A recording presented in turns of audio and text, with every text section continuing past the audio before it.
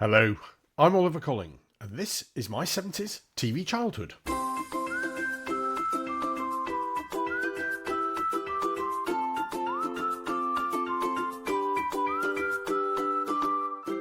Welcome back to my 70s TV childhood. We are a podcast which is aimed at celebrating what it was like to grow up in 1970s Britain as a child, and the important role that television played in our and our families' lives back then. If you're new to our podcast, then welcome. For those returning, we're thrilled to have you back. We're now in our 7th season with over 200 episodes, a milestone that seems quite unbelievable, since sometimes it just feels like we've only just started revisiting the 1970s. Our audience, according to my statistics, has grown to listeners in 163 countries, from the UK to Eswatini, Guam and Guadeloupe, amongst others, and more than 6,500 towns and cities worldwide. How do we get here? Well, it's all due to your loyalty and support. I'm incredibly grateful for everyone who not only listens or watches our YouTube channel, but also interacts with us. Your comments and suggestions are the best bit about making the podcast. If you reached out recently and haven't heard back yet, my apologies. My day job does keep me quite busy, but I do appreciate your patience, and I still owe some replies, although I did manage to sit down early this week and respond to some of my outstanding messages.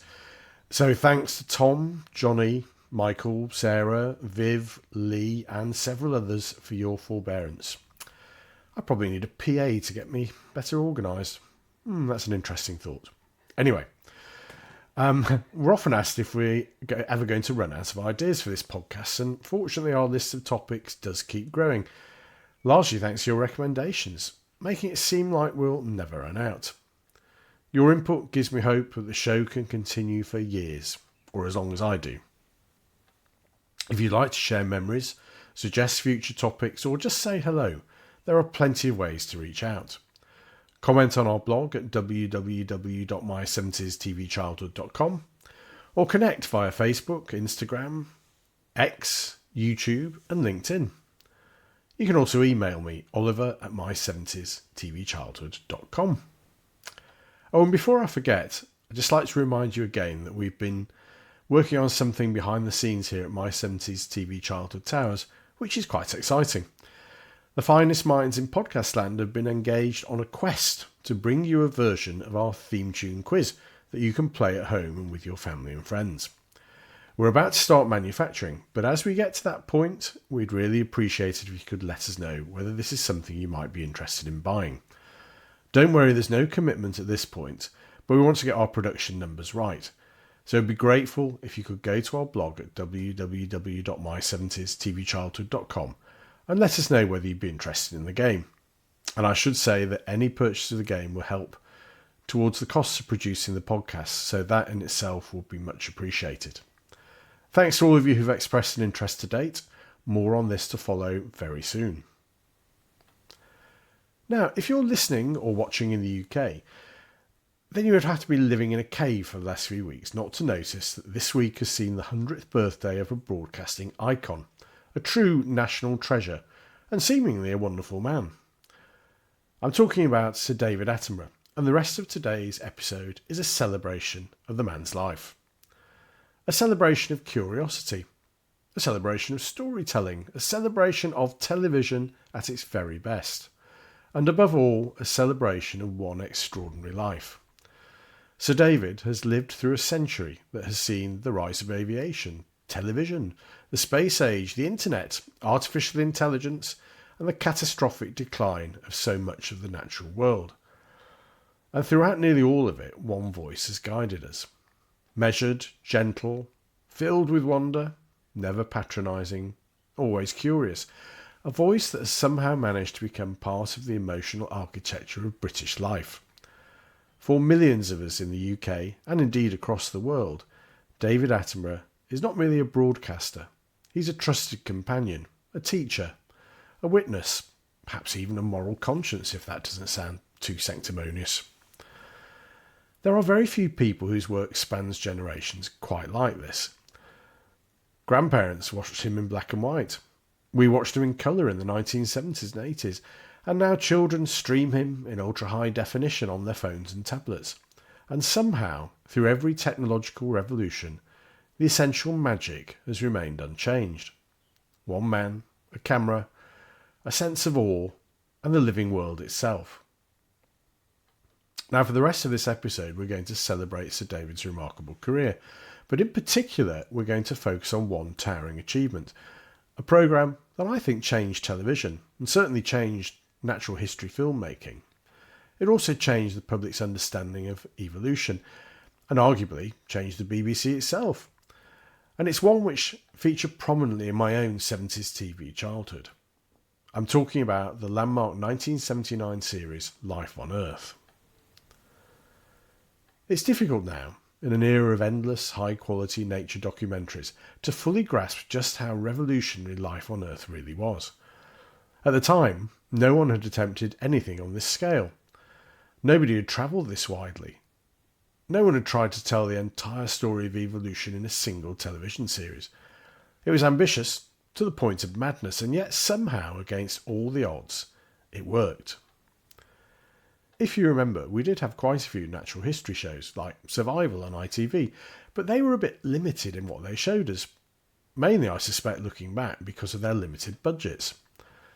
As a child, I was fascinated by animals, and trips to local northwest attractions like Chester Zoo and Knowsley Safari Park were highlights of summer holidays or school field trips. But they were a bit second-rate compared to what we were about to see when Life on Earth landed in 1979. Oh, and to add to it was all shot in brilliant colour. As I've mentioned before on the podcast, our family didn't get a colour TV set until 1977, when we got one for the Queen's Silver Jubilee, and I don't think we were alone in that. The show brought a whole unseen world to life in fabulous colour. So let's look at the origins of this extraordinary project.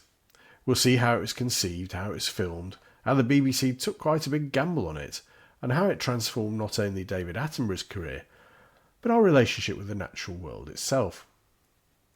Now, I'm sure we've all got favourite memories that we can recall from the show, like the mountain gorillas in Rwanda, or the marine iguanas of the Galapagos, the spectacularly colourful birds of paradise, and, a particular favourite of mine, the ancient coelacanth, which was the closest species on Earth to resemble the creatures that crawled from the water onto the land to begin the evolutionary march from primordial slime to modern humanity.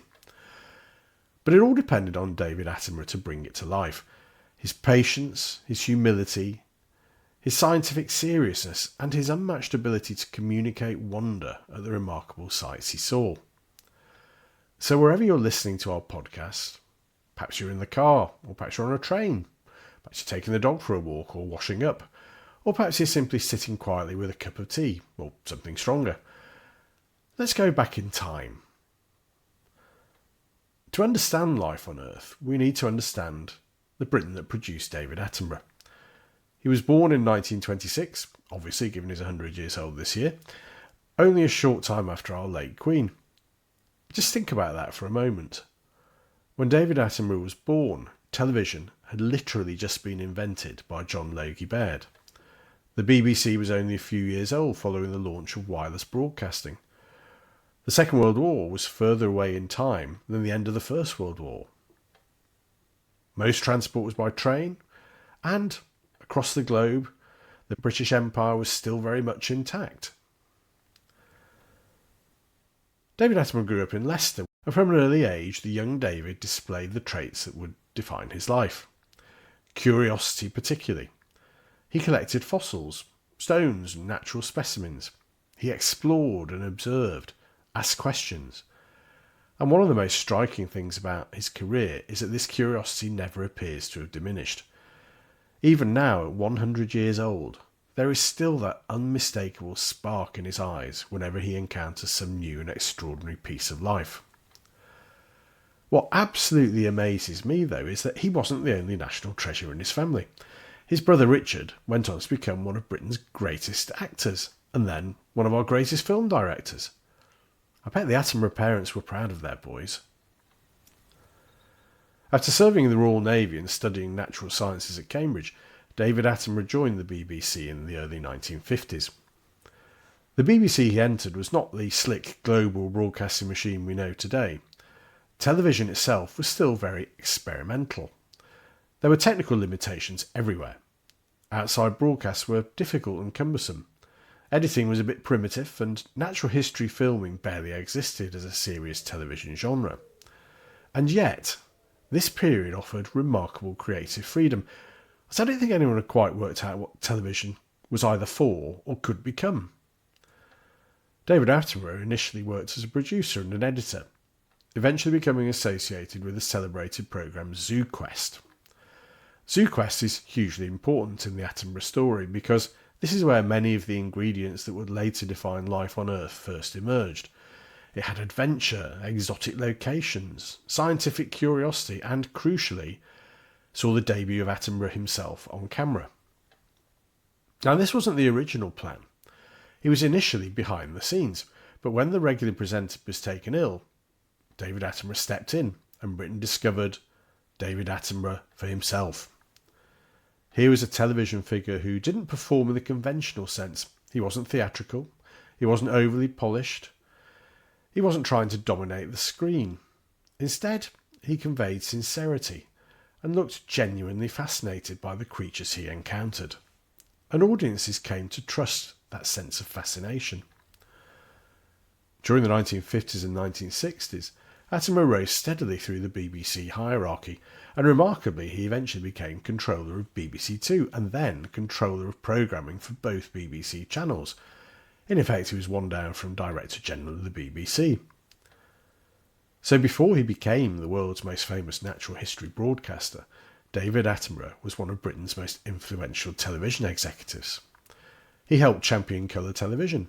He supported ambitious arts programming, and he backed innovation. In many ways, he helped shape modern British television itself. But despite his success as an executive, there remained an obvious truth. David Attenborough belonged in the field, not behind a desk. And by the early 1970s, he returned fully to programme making. He was clearly very good at the managerial side, but his heart was in the wild. He wasn't one to be stuck behind a desk, and thank goodness for that. That decision would ultimately lead to one of the greatest documentary series ever produced, Life on Earth. And the basic premise of Life on Earth sounds almost absurdly ambitious. The idea was to tell the story of evolution on television across the entire planet. That's all. So no pressure on delivering that one, David. And today we take for granted the existence of prestige documentary series with massive budgets and global shoots. But in the mid-1970s, this was extraordinarily risky, not least for the BBC's finances. Natural history programmes were still relatively niche. The technology required was expensive, and it was difficult to operate. International filming was logistically exhausting, and no one had attempted to combine rigorous evolutionary science with mainstream primetime television on the scale that Attenborough was trying. But he and producer Christopher Parsons believed strongly it could be done. Their vision was to create not merely a collection of wildlife films, but a coherent narrative, a grand story, the story of life itself, from single-celled organisms in water to humanity. And this was deeply important because Life on Earth was not just about animals being beautiful or entertaining, it was about relationships, connections, and common ancestry. Attenborough wanted audiences to understand evolution emotionally as well as intellectually, and to see themselves as part of nature, not separate from it. And in the 1970s, that was quite a radical view. Remember, this was only a little over a century after Darwin's On the Origin of Species had been published. Evolution was still quite controversial in some quarters. Well, it still is today, particularly in some parts of the US. And television executives worried that audiences might find the subject difficult, dry, or actually a bit boring. But Attenborough possessed two crucial qualities. First, enormous credibility within the BBC, and second, absolute conviction. He believed that audiences were far more intelligent and curious than television often assumed, and thank goodness he did. The production itself became gigantic. The crew travelled across dozens of countries. They filmed in jungles, deserts, oceans, caves, mountains and remote islands. And this was before lightweight digital equipment, before drone photography, before satellite communications, before modern high-definition filming systems. Everything was harder. Film stock was expensive, cameras were heavy, transport was unreliable, and weather could destroy schedules. Political instability also created constant complications, especially when the team were in Rwanda to film the famous guerrilla sequence, where at one point the whole crew was detained by the Rwandan army. And yet, there was also something romantic about that era of filmmaking. Crews disappeared into remote regions with enormous quantities of equipment and uncertainty. They improvised, they had to adapt, and most of all they had to wait. Natural history filmmaking requires patience above all else, and I think Attenborough always understood that. One of the recurring themes throughout his career is his willingness to let nature dictate the pace. Not everything can be controlled. Not every sequence can be forced. Sometimes you simply have to wait, whether that's for hours, for days, or weeks. Attenborough later reflected on the patience required in natural history filmmaking by saying, "What's the point of saving the world if you don't have a world worth saving?" For him, the point of filming nature was never simply spectacle. It was an emotional connection, and occasionally nature rewards you back. The structure of Life on Earth was very carefully designed. Each episode represented a stage in the evolutionary history: the rise of early life, the move from sea to land, the emergence of reptiles, of birds, mammals, primates, and ultimately human beings. It was an ambitious science communication, partly disguised as adventurous television. And Attenborough's genius lay in making immensely complicated biological concepts feel accessible. Never simplistic, but always accessible. He never talked down to audiences. What he did was he invited them upwards.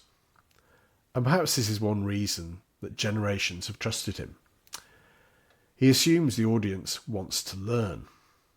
And as he said himself, people must feel that the natural world is important and valuable and beautiful and wonderful, and an amazement and a pleasure.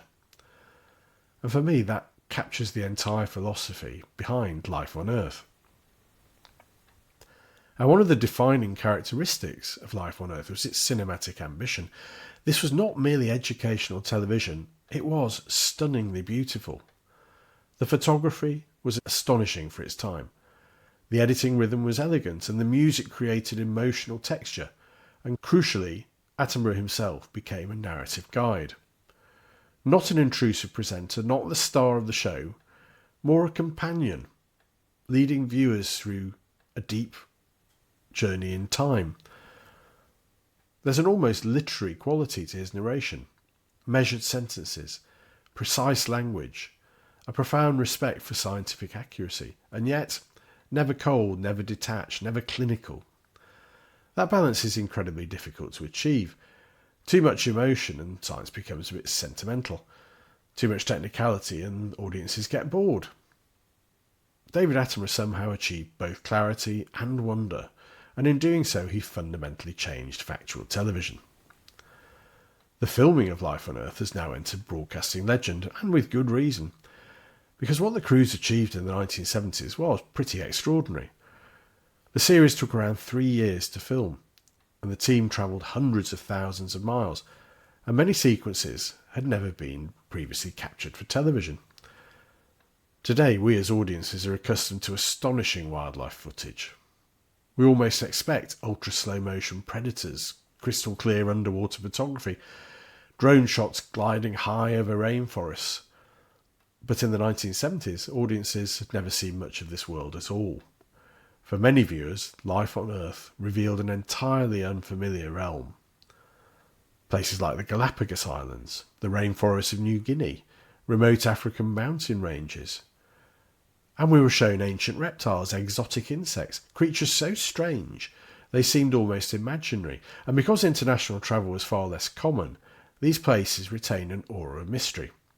As a side note, as many listeners know, my parents refused to take any holidays outside the UK while my sister and I were growing up, much to our annoyance. But anyway, and because of this, Attenborough became a guide to worlds that had been hidden to us until they appeared on the television. Now, perhaps the most famous sequence in the entire series, and arguably one of the most iconic moments in television history, involves the mountain gorillas of Rwanda. Many people who've never watched Life on Earth know this scene, having seen it now on the internet. Attenborough sitting quietly amongst gorillas, one young gorilla playing gently with him. The atmosphere is calm, intimate, and astonishingly tender. It's difficult to overstate the emotional impact of this sequence when it first aired. Viewers had never seen gorillas presented this way. At the time, popular culture often portrayed gorillas as monstrous or threatening. King Kong imagery still loomed large. But here was Attenborough showing gentleness, family bonds and curiosity, playfulness. These weren't monsters. They were more like our distant relatives. Years later, Attenborough described encounters like these with characteristic humility. No one will protect what they don't care about, and no one will care about what they've never experienced. That gorilla sequence allowed millions of us to experience empathy towards an animal many had previously feared. And what's remarkable about the scene is Attenborough's restraint. He doesn't overperform, he doesn't narrate much, he simply allows the encounter to unfold. And the confidence and the lack of fear to do that is very rare. Modern television often fears silence, but Attenborough understood that awe sometimes requires stillness. And again throughout Life on Earth, the audience encountered forms of existence that challenged assumptions about what life could be. And this was central to the series. Evolution produces astonishing diversity. The programme repeatedly communicated that life is experimental, adaptive, and endlessly inventive. One episode might feature delicate microscopic organisms, and another giant reptiles, another birds performing elaborate mating dances. And providing a common thread through it all was Attenborough's narration, calm, precise, and always filled with that curiosity and fascination. There are stories from the production that perfectly illustrate the difficulty of filming in that era. Crews hauled equipment through jungles in punishing heat. Film stock had to be protected from humidity. Animals disappeared unpredictably. Flights were missed. Vehicles broke down. Political situations shifted, and sometimes weeks of work produced only a few usable minutes. And unlike today, a bit like when we all used to go on holiday as children, crews often had no immediate way of checking footage. Imagine that. You spend days capturing a sequence without fully knowing whether it worked until you got your film home and got it developed. That required huge trust, a great deal of experience, and I should think nerves of steel. David Attenborough later reflected many times on the collaborative nature of these productions. Although he was the public face of the series, Life on Earth was the achievement of enormous teams.